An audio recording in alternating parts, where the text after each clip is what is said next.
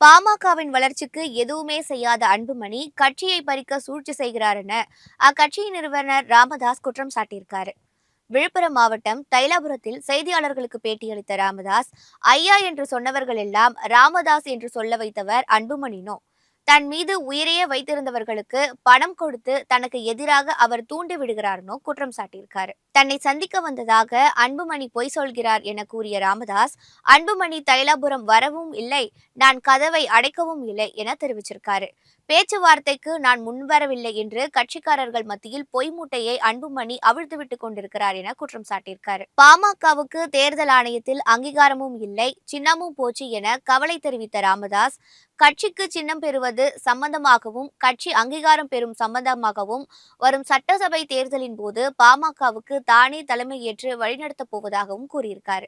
ஆனால் இதை ஏற்றுக்கொள்ளாத அன்புமணி, தான் வேட்பாளரை முடிவு செய்வேன் என்று பிடிவாதம் செய்வதோடு கட்சியில் உள்ள பொறுப்பாளர்களை மாற்றுவதும் அல்லது புதிதாக போடுவதும் தான் பிரச்சனைக்கு காரணம் என ராமதாஸ் விளக்கம் அளிச்சிருக்காரு. நான் உருவாக்கிய கட்சியில் தன்னை முடிவெடுக்க கூடாது என்று நிபந்தனம் செய்ய அன்புமணிக்கு என்ன அதிகாரம் இருக்கு என ராமதாஸ் கேள்வி எழுப்பியிருக்காரு. கட்சியை தன்னிடம் கொடுத்துவிட்டு தைலாபுரம் தோட்டத்துல கதவை சாத்தி கொண்டு கொள்ளு பேரன்களுடன் விளையாடி கொண்டிருக்குமாறு அன்புமணி சொல்வதை தன்னால் ஏற்றுக்கொள்ள முடியாதுனோ, பாட்டாளி சொந்தங்களை தினமும் பார்க்காமல் அவர்களோடு தொலைபேசியில் பேசாமல் தன்னால் இருக்க முடியாதுனோ வேதனை தெரிவிச்சிருக்காரு.